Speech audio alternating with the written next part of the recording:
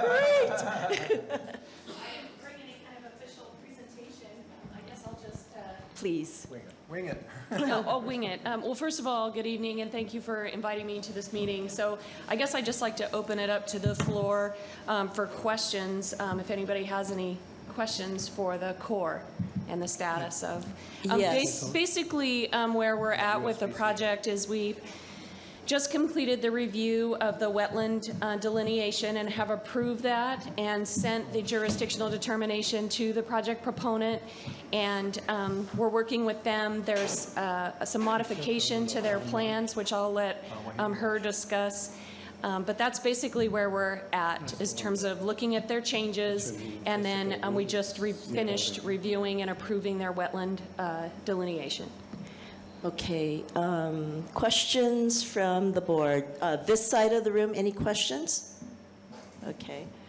And then questions from that side of the room, Jeannie Wong. I'm just asking for clarification. I'm not sure how does this go together with the project as far as the Army Corps and I'm asking for more information. I'm not sure how the Corps of Engineers is helping with the project coming up as far as are there, I mean, do both the Army Corps of Engineer and the SPCA have to follow the same guidelines? Are these two separate groups that I'm unsure what the role is, I suppose. The jurisdiction. I don't understand it. Sure. Could you explain that? Sure. Well, basically back in, and correct me if I'm wrong, but I think it was back in January of last year, we had meetings with the SPCA to review their proposed plans. And at that time, we recommended that they do a wetland delineation because from our perspective and our office research, it appeared that there could be wetlands on the property. So that's what... So the term wetland delineation, so can you define that? Sure, yeah. A wetland delineation basically is a combination of both office research where either whoever's preparing the wetland delineation will research online resources, NWI maps, soil maps, any historical information, weather information, and then they'll put that all together and then do a field component. So there's a field component to a wetland delineation where soil pits are taken, plants are identified, hydrology resources are identified, because in order for an area to be a wetland, it has to meet both hydrology, have hydrophytic plants, the right kind of plants, and it has to have soil characteristics that have hydric soil indicators. So those three components all have to be there in order for it to be a wetland. And so that's what the project proponent did. They conducted both the office side and the field side, put together a wetland delineation report, and once they found those three parameters, then they verified the boundary of where those three parameters exist or don't exist, and that's how they established the wetland boundary. So the delineation is actually both a determination that yes, it is a wetland, has those three parameters, and where that boundary is. And then they submit that to us, and we review it, and we concur with the fact that yes, it is a wetland, and then we agree or disagree with the boundaries. And I think we had one or two revisions, and then so we just approve their wetland delineation, and then we do a jurisdictional determination. So we did a determination looking at the wetland in conjunction with other resources and determined that we do have jurisdiction over that wetland. Next question from this side of the board, Ken Goldstein. I'm a former federal project manager. Are those reports available? They are through FOIA. Mm-hmm. Okay. Yep. Thank you. Mm-hmm. Any other questions from the board? I do have one. Sure.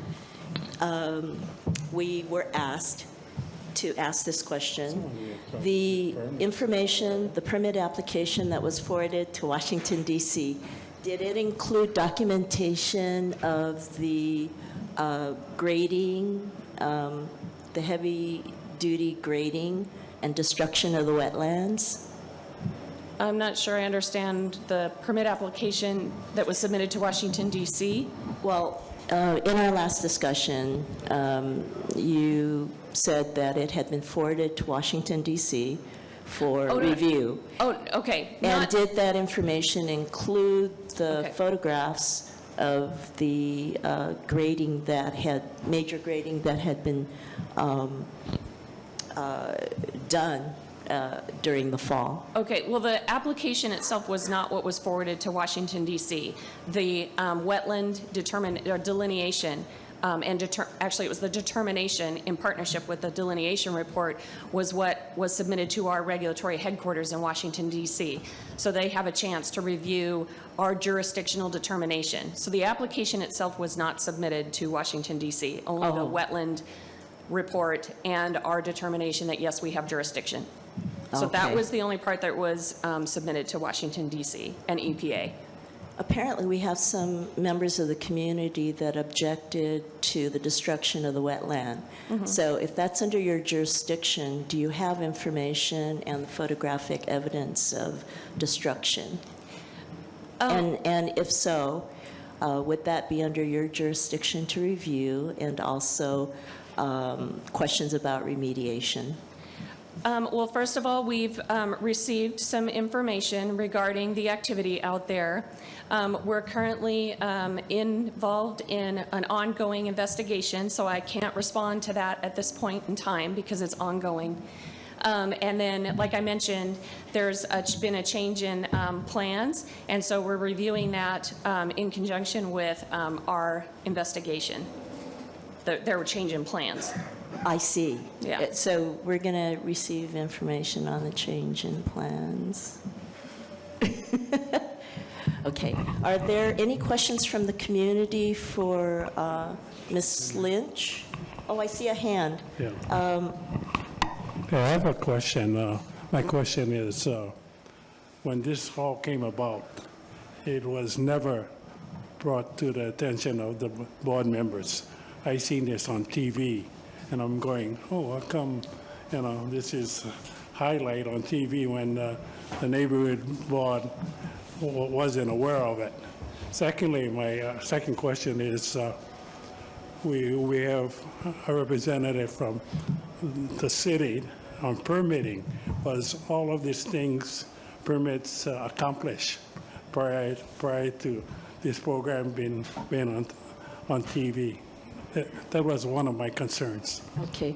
We'll have a city representative speak after Ms. Lynch, but I want to make sure that any questions from the community or the board for Ms. Lynch is taking place, is afforded. I see a hand in the, I see, John Rapoon. No, you need to be on a microphone. You can come and grab one. And did everybody sign in? Good evening, Shelley. I'm going to call you Shelley. You live in this community, correct? I do. So you drive by this every day, and you're well aware of all of the months of activity, excavators, dump truckloads of fill material, and so on. What were you asking to be delineated? Just the project area, or in the entire area? And when you started out saying that the Corps needed information about whether or not it's a wetland. This has been a wetland. I remember Elliott and Hall report that was done 1977, wetland. Kaneohe Bay Master Plan, State Land Use Boundary Review, everything that we've ever done in the way of planning has identified this as a coastal wetland. When Alexander and Baldwin owned it and tried to develop it back in the Deep Draft Harbor days, it was clearly a wetland, subject to tidal intrusion, upwelling of water, the hydric soils and plants and so on. They're all there. We know they're there. They've been there always because it's a lowland coastal floodplain that used to grow taro and rice and has been in pasture. Those conditions haven't changed. Rainfall might change, water flow might change, but during heavy rainfall periods, and we're going to get more and more intense rainfall periods, this is a really important wetland. It's not just any old wetland. It's a very important coastal wetland. The president signed an authorization for U.S. Fish and Wildlife to acquire this. Does the Corps not have a record of this? Have you not talked to U.S. Fish and Wildlife? I'm concerned about the relationship that you, the Army Corps as an agency, has with a proponent. Shouldn't the Corps be doing this determination? When we were out working on building Kahaluu Regional Park, the whole project we had worked on since the 70s came to a grinding halt because there was a puddle where the parking lot is that had Wooddelia growing in it, but it had hydric soils and the kinds of plants and so on. And we challenged the Corps at that time and said, well, if you're going to slow us up for this park development, why don't you look at the basins? The whole thing is a wetland. And they were shocked. They went, oh, no, don't say that. You won't be able to build a park. We know this community. We know how important this wetland is to this watershed. No flood protection extends past, for the Kahaluu Flood Control Lagoon, extends past Waihe'i Road. So this is the flood control for that area. This wetland, have you looked ahead at climate change? Every federal agency is looking at climate change. The state has an interagency entity that's been brought together. This is a very high priority for the Office of Planning. How can you look at this area and not think about what this is going to look like in 50 years? So John, I don't know where to you're stop. asking the question for I'm Ms. making Lynch. statements. Figure out the questions. Ms. Lynch, do you have a response? Well, I guess part of my response to that is at the time the applicant came to us, we were down half my staff. Sometimes we do determinations, but it's a very common practice for us to recommend to an applicant to hire a consultant to do those delineations. In fact, we rarely do them with the exception of special cases. So it's very common for a consultant to do those wetland determination and delineations. That's why we review them, to make sure that they're done in accordance with our requirements and regulations, and that we agree with the results. And we double check their data sheets, the information that's put on those data sheets, and their determination. So we review them very carefully to make sure that, one, they're done properly, and two, that they meet our standards, and that we agree with their determination and the delineation of the boundaries.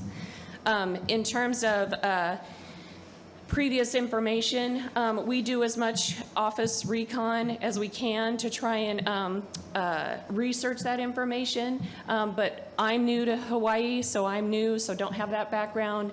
My particular staff person wasn't even born in 1977 who's working on this project. So, I mean, we do our best to try and research historical information and use that as background. So if there's, additional information that we can be aware of, those studies are excellent for us to not only look at for this project, but for future projects to be aware of and make those contacts with U.S. Fish at this point forward. So that's a very good resource to be aware of.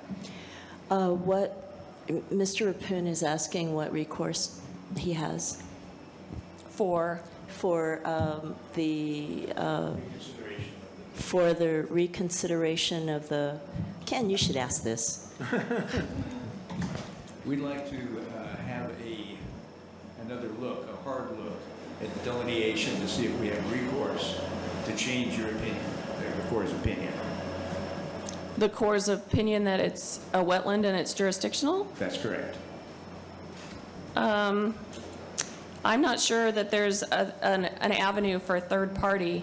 Really, it's up to the project proponent, because that's who we send the jurisdictional determination to. And we have to go through Freedom of Information Act to get the report. Correct. Through you? Not through me, through our Office of Counsel. Okay. Yeah. So, and we're considered the third party? The community is considered the third party? Right, yeah, Okay. correct, Okay. yeah. All right. So did everybody ask their questions? And Stephanie, did you want to say something? She said you were going to say something. What question? Charlie. No, did you have a question? You already asked one question. Yeah. Do you have a question for Ms. Lynch? John was on a board in 1992. Some of the members here was on a board. I wasn't on a board, but I helped with the master plan. with Kahaluu Regional Park and wastewater treatment plants that was supposed to come here. We changed that plan. We made the land right there for wildlife and preserved it. And then all of a sudden, what happened? Who has the authority? I thought the community has the first priority to have, let us know what's going on. Okay. Yeah. So We're you don't have concerned. a, thank you, Charlie, you don't have a question for, okay, this is just in response to Art Machado. It was true that the community did learn about the project through television broadcasts on August the 11th. Ms. Stephanie Ryan did step forward at a special meeting on August the 24th and presented information about her project, and there have been questions about that since then. Okay. So no more questions for Shelley Lynch? There is. Oh, you have another question, John?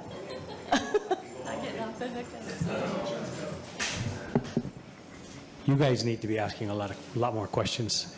As the board, you need to pull out more information, so I'm going to encourage you to do that. I did ask a question, and I may need to stay up here and ask a number of questions. This is our opportunity. Is there no public hearing involved? In the past, when Army, I'm going to throw a few out here. In the past, when there's a development like this in a wetland, there's an opportunity for public input and review, and that review ordinarily would go around the horn and bring in, state, federal, county agencies as appropriate. The Department of Planning and Permitting is currently reviewing this, and they are in violation. Is the Army Corps aware of that violation? What is the violation for? Is it a violation of a wetland area that they sought a determination of? Okay.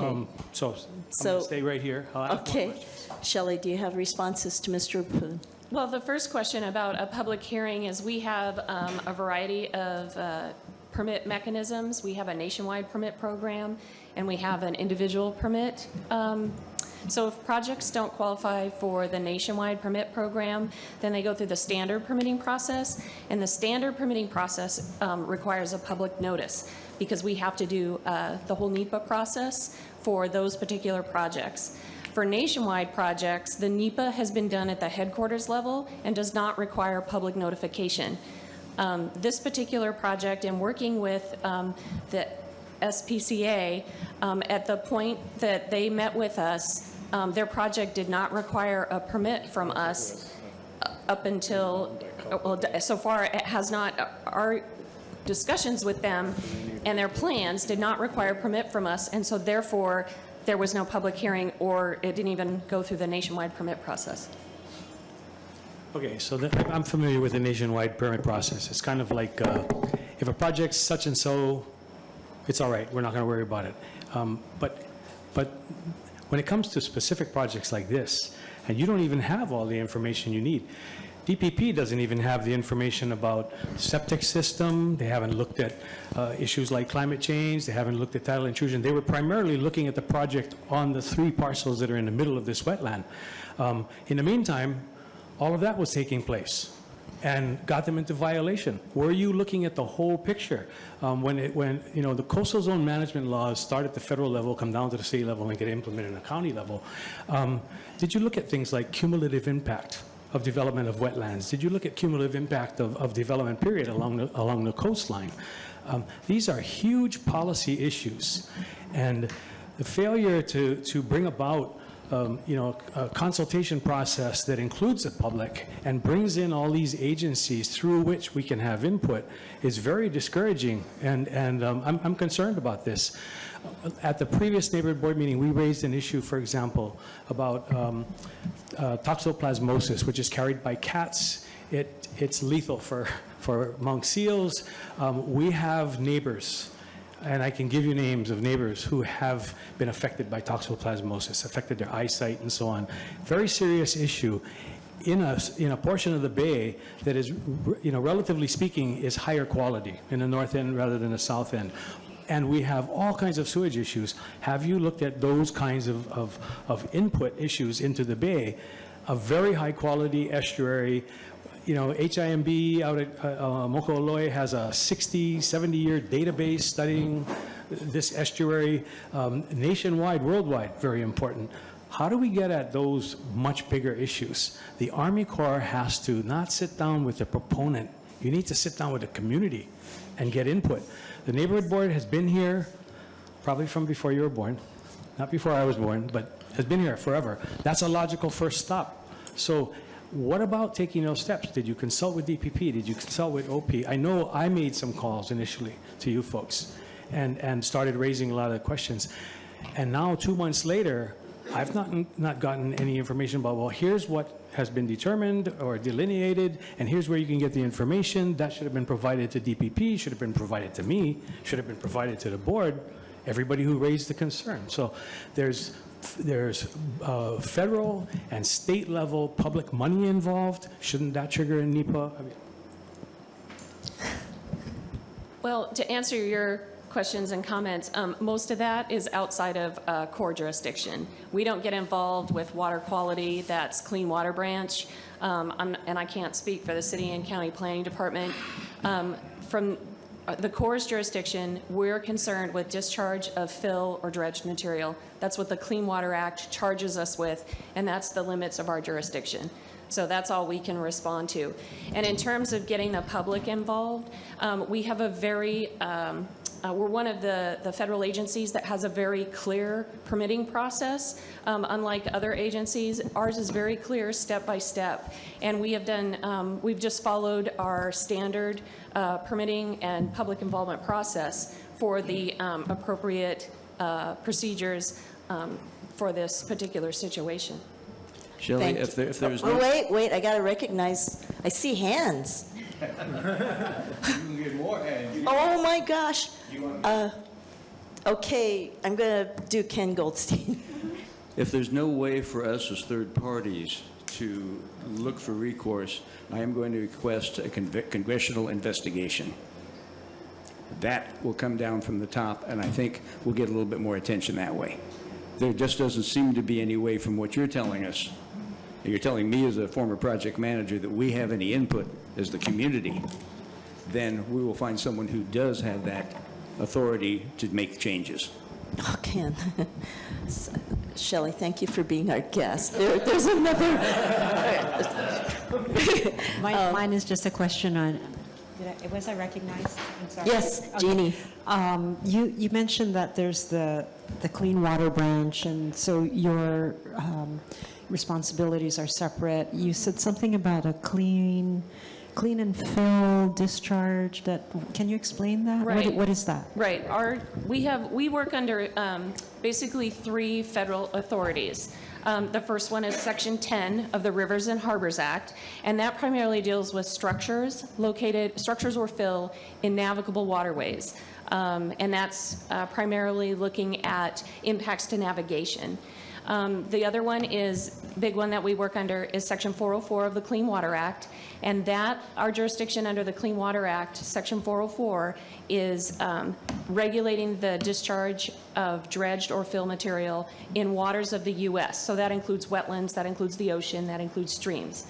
And then the other one is Section 103 of the Marine Resources Protection Act, I think. It's a long name, but that deals with discharging or disposing of dredged material out in the ocean, transportation of dredged material out in the ocean. So basically, our limits are, under the Clean Water Act, are discharge of dredged or fill material, and that could be sand, dirt, rock, gravel, that kind of thing. Silt is covered. Mm-hmm. Is waste covered?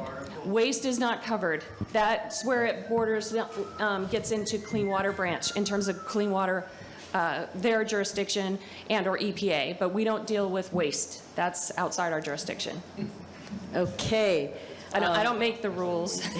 But thank you so much for coming in and answering the questions. There are more questions. Any other questions from the board? can I follow up? Okay, I have I'm recognizing Peter Burns. Yeah, you had mentioned that the way the original request was structured, that there was no requirement to have a public notice. Correct. And is that still true with the way, where the project is in the continuum under the Army Corps? Well, we're still working with the applicant or project proponent on that because, like I said, they've modified the plans in their project, so we're still reviewing that. So that has yet to be determined. So at some point, you could determine that you didn't, or a public notice wasn't given, and it will be given in the future at some point. Potentially, it depends on what they come forth with their modified plans. Okay, Yeah. thank you. If it doesn't fit in the nationwide program and a permit's required, and then it fits in under the standard permit, then there will be a public notice. But if it fits under the nationwide program, then there won't be any public notice. All right. Okay, thank you. Are there any other questions from the board? Okay. I see, Anthony, what are you saying? I'm pointing over there. Oh, oh, I see Marie's hand. Marie's, I'm going to the community now, but Shelley, you said that there's going to be more information about modifications. I'm not going to talk about that because we haven't seen those yet. So I Right. can't talk So I'm going to take questions now from the community for Shelley Lynch, Army Corps of Engineers. Marie Samudio. Thank you. Just to clarify, you actually did you or did you not approve the proposals from originally? Okay. We haven't approved, the only thing we've approved is the wetland delineation. So then technically, you're not really the issue. The issue is the fact that they began work without anybody's approval? Well, when they initially came to us with their proposal, their initial proposal did not require a permit from us. And so they were working under the fact that, we had identified that no permit was required for the work that they initially proposed. Okay. We do need to move forward on this issue, and the board needs to consider it for any action. I'm going to take 2 more questions from the community, and that's it. Pastor Juan. And then if anybody else has any questions for Ms. Lynch, please take that out in the hallway. My name is Wanzakia. Thank you, Ms. Lynch, for coming out to answer these questions. I have 4 questions. I'll try to make it short, and please respond after I ask the question. One, the first proposal that was passed, could you give us a general timeline when that was?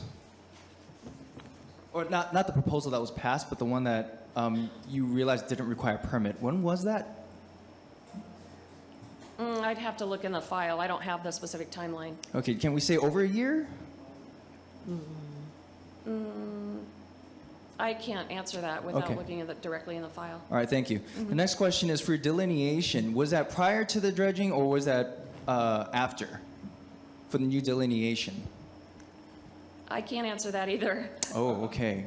My next question is, so you have a consultant, but is there a way for us to request for the Army Corps of Engineers to come out and extend a hand to do their own investigation? Pastor Juan, that was already asked earlier. Oh, did I? Okay. I just wanted clarification. Yeah. And it was Answer is already no because of answered. the third party. Okay. All right. Then I guess that's it for me. Thank you very much.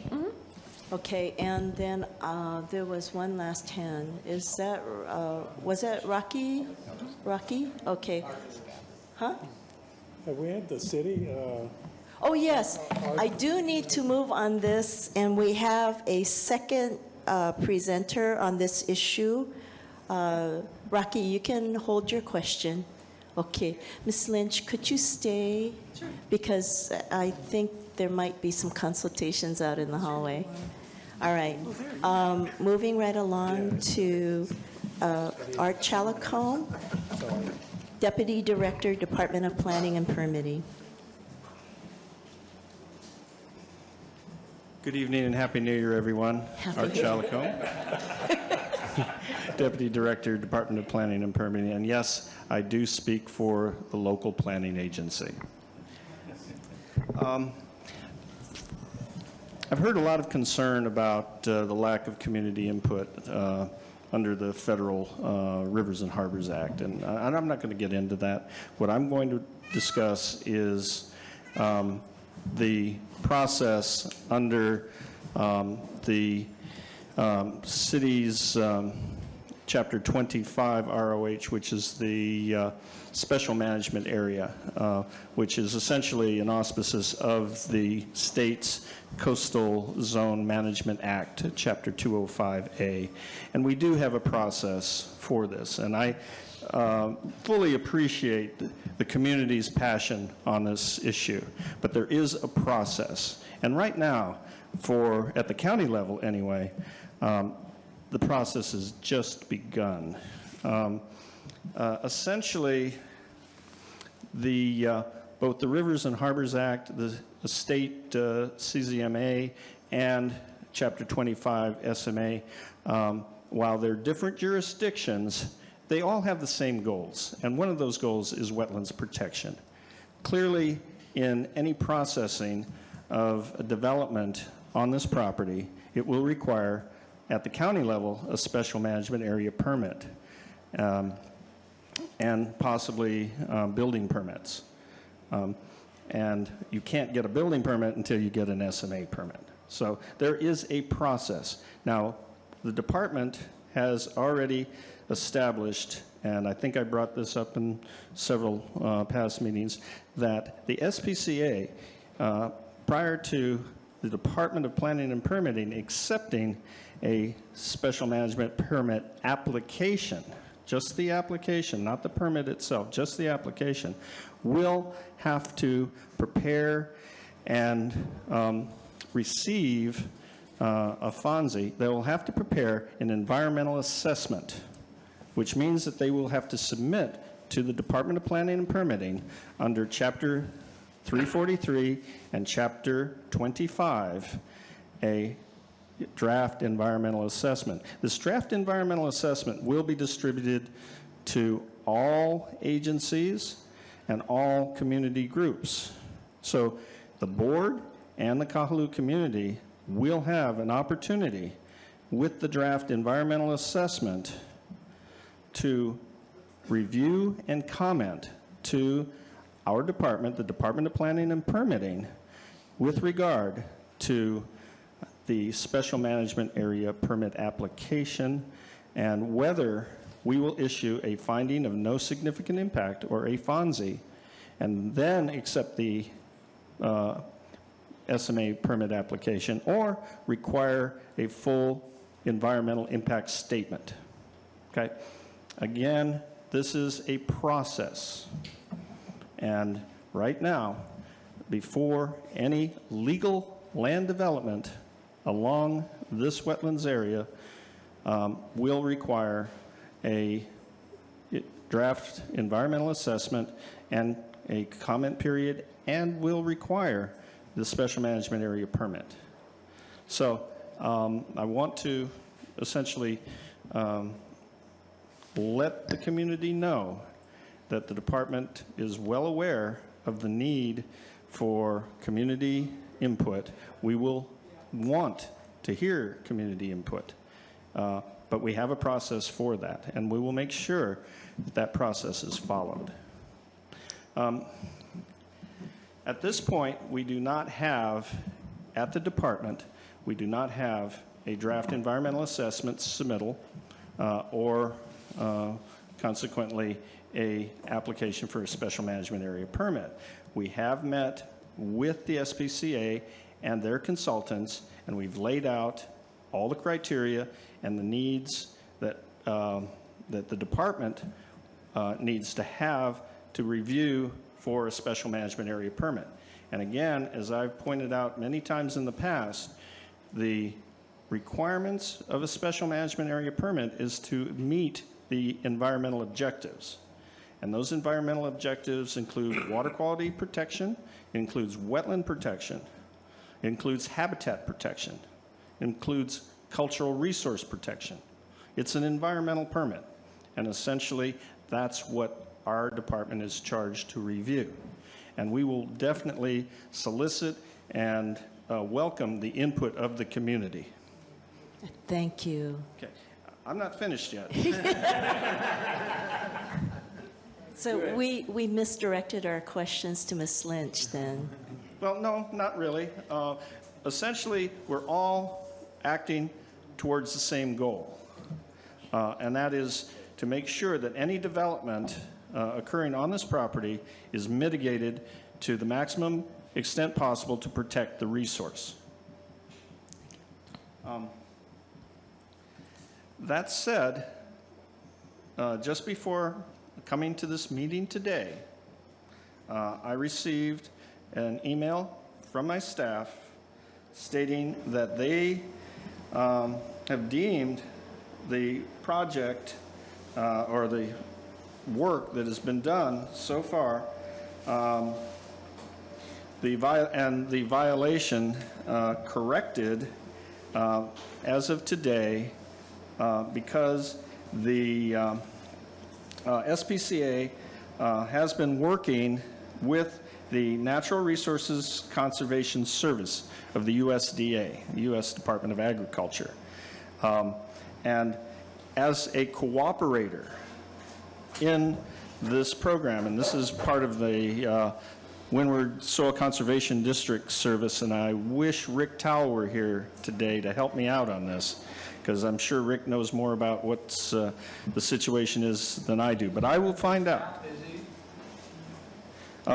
But he will, I will be working with Mr. Towle on this. But again, Chapter 14, revised ordinances of Honolulu require that if a conservation plan approved by the NRCS is accepted, which it has, the grading issues and the soil management and wetland, well, not necessarily wetlands, but the overall conservation of that land goes to the Soil Conservation District, which Mr. Towle is a member of.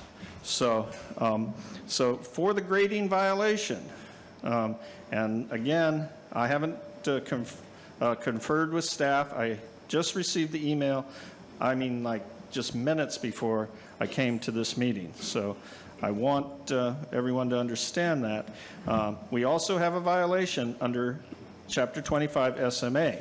And while Chapter 14 requires that the Soil Conservation Service and the cooperator work together to manage the property for the best management practices of the resource. Again, they still need an SMA permit, and we still have a direct involvement in what goes on the property and any future development. That said, I'm going to be looking at whether this cooperator status under Chapter 14 has any bearing on our violation of Chapter 25. That is an open question. I haven't reviewed it yet. I will report back next month on that. Okay. Thank you. Okay. And I'll be happy to answer any questions. Okay, we'll take questions from this side of, and Ken Goldstein. Art, I understand you have worked with Chip Fletcher on his presentation on the impacts of climate change in this area. Yes, we're deeply involved with Chip Fletcher and SOEST up at the University of Hawaii in looking at that. And actually, we're looking at and working with the Office of State Planning. We actually have a contract with Office of State Planning to look at the effects of climate change and how they would impact local regulations, building codes, infrastructure codes, and what we may need to do to mitigate any harm to any building structures or public infrastructure by amending our codes. So that is an active process that and contract that we're doing right now. So yes. I'd like to make a motion to bring either Chip in or his presentation in so that we can see that, to see the impacts. I think that'll help. I'll be happy to pass that along. Thank you. Okay. All right. Questions from that side of the room? Okay, questions from the community? I see a hand back there. Whose hand was that? John Rappoon. He needs no mic. Try to put glasses on to hide. This is questions for Art Chalcombe. Art, thanks for a very clear explanation and I consider it to be a pretty thorough response on the part of DPP.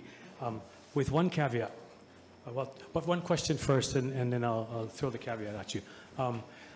Are we looking at a minor or a major SMA at this point? That's something that's going to be really important to the community because obviously one triggers a much more detailed disclosure of information and lacking the full picture, including ingress, egress in the area where the road was built and violation and so on. The road wasn't there. That's going to come in really important. You represent, and I'm texting Rick Towell. He went to a social obligation. He will be here late. I've spoken to the Windward Soil and Water Conservation District.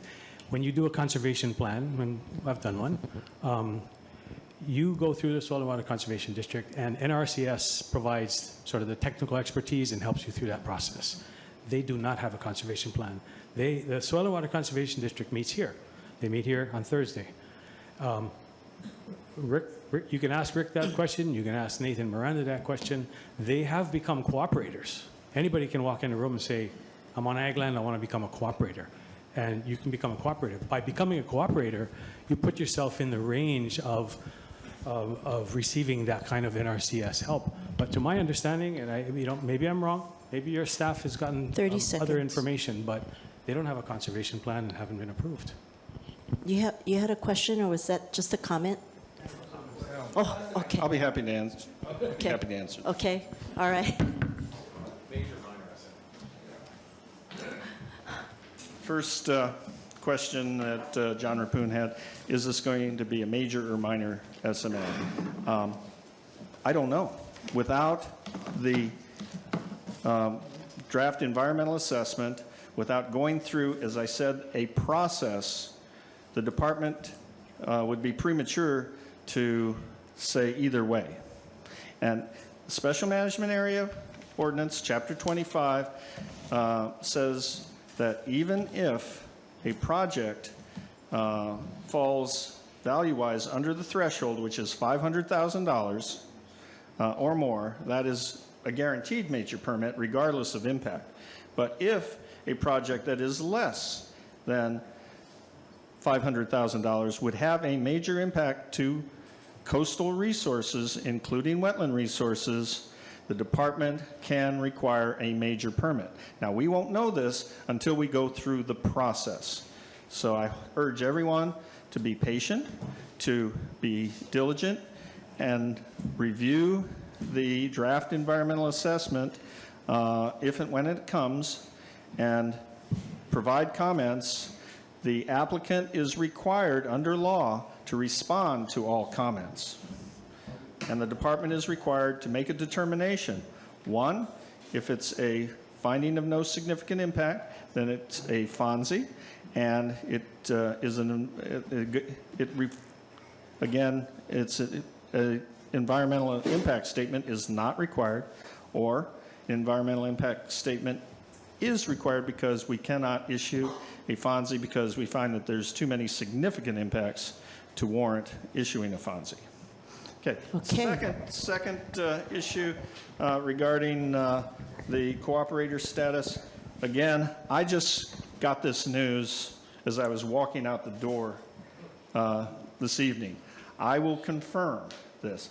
I'm reading from an email given by the inspector.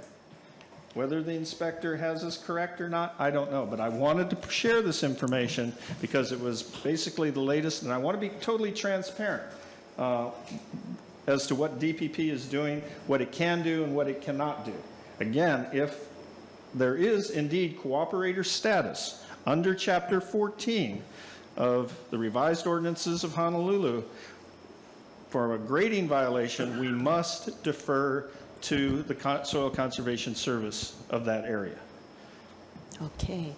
That was in response to the community. I'm coming back to Anthony Austin. Has the SPCA halted construction? To the best of my knowledge, yes. Ms. Ryan is here in the audience. Maybe we should ask her. Ms. Ryan? Happy New Year, everyone. I'm sorry I don't have a presentation prepared. But just to answer your questions, we have not commenced any kind of construction on the property.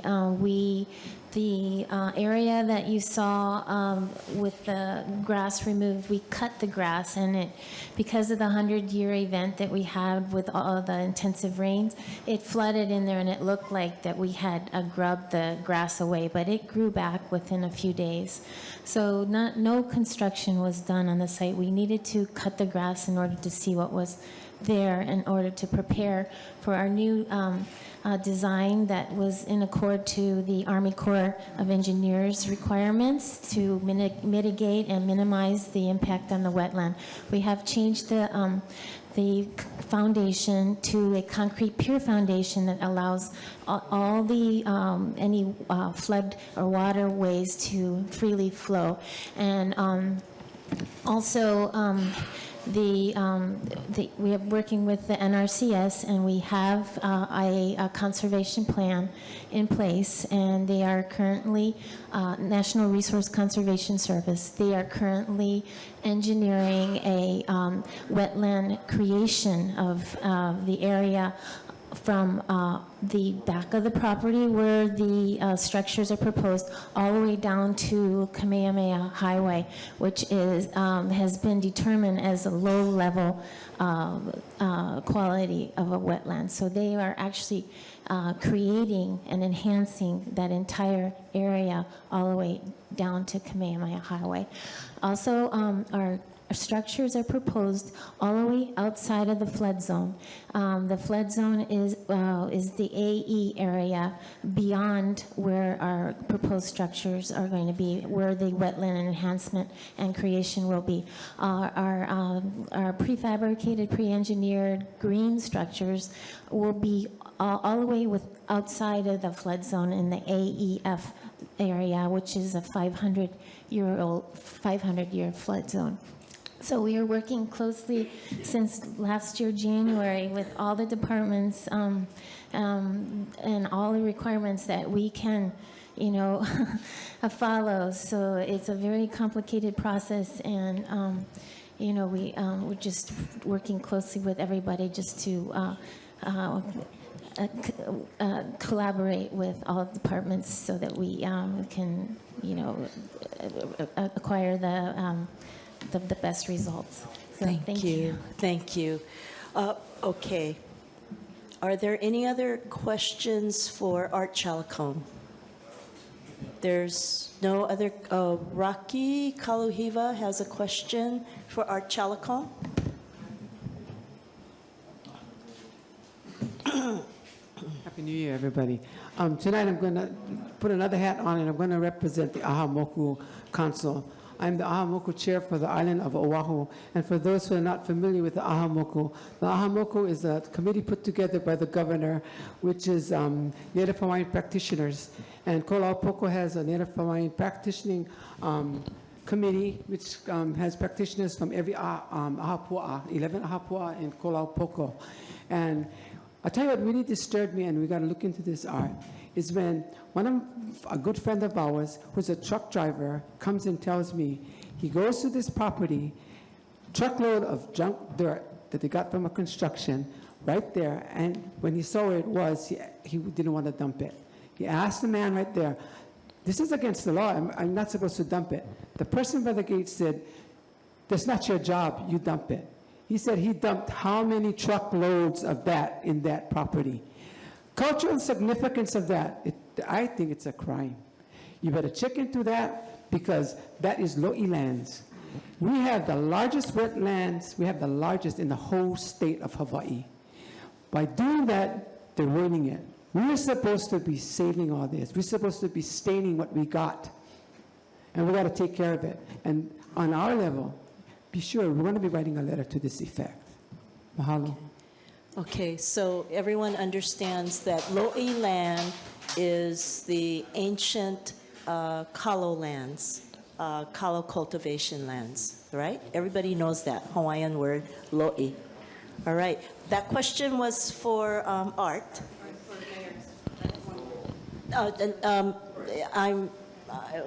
Art needs to respond to Rocky. Chapter 25 does call for protection of historic and cultural resources. That must be addressed in the environmental assessment. If it is not, then we will not issue a special management area permit. If there are ways that the applicant can mitigate, we will place specific conditions in order for the applicant to mitigate prior to issuance of any building permits or any other subsequent development permits. And if that's not done and they do not meet those conditions, then we're in a violation mode. Okay. I sense at this point that the board is wanting to consider some action. I need to recuse myself at this point. As I've mentioned, Stephanie Ryan's my neighbor, and Jessica Woolley is my ex-boss. So at this point, I'm going to turn the meeting chair over to Dan Bender? Yeah. Dan Bender.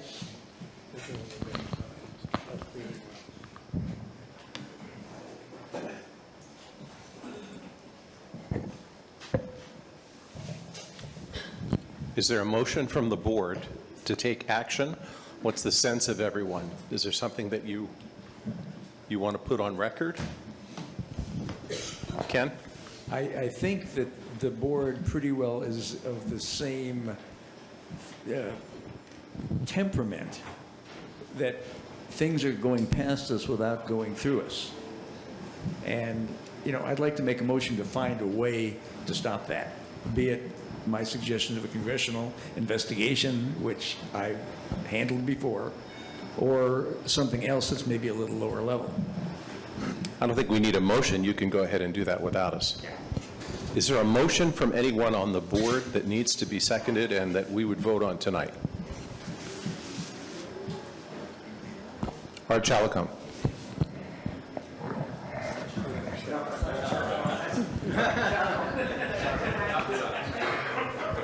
I think it's so important that we table this. My motion is to table and to be brought back to the board at our February meeting. It's that important that we take care of it as soon as we can. We don't want it to go any further because I think it's an issue that has to be taken care of immediately.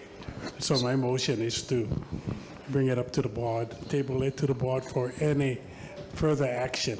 Okay, so I don't think we need a motion. What you want us to do is put it on the agenda for the next meeting for sure. And what would be the topic of that agenda item so we cover it for the well, one is to neighborhood plan? To make sure that some of the questions that were asked tonight, well, it's something that the board should come back with some answers. Because if not, that's why usually it's tabled, is we're not satisfied with everything that we need.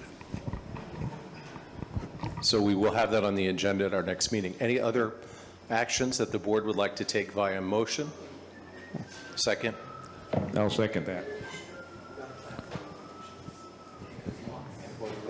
No motions needed. He just wants it on the agenda.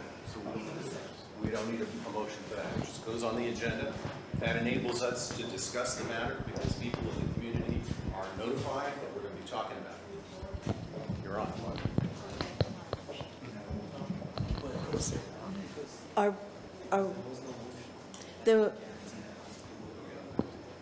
Okay, by request, I will put it on the agenda for next month. Ken? Unfortunately, little slow in this one. There's a... Use the mic. Well, the details.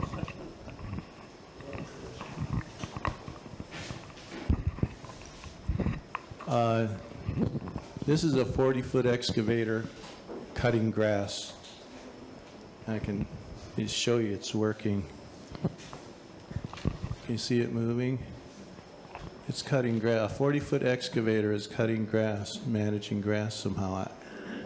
I don't know, I find that hard to fathom. I just had to point it out since I knew it was there. Okay, turn the lights back on. Art.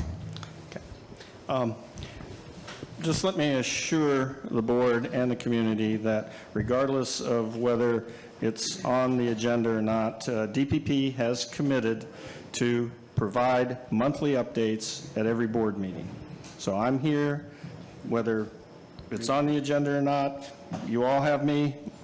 Give the mayor's, as mayor's representative, the floor, and I, basically will place it upon myself to issue updates to the board and to the community as I get them. Okay, thank you. All right, thank you.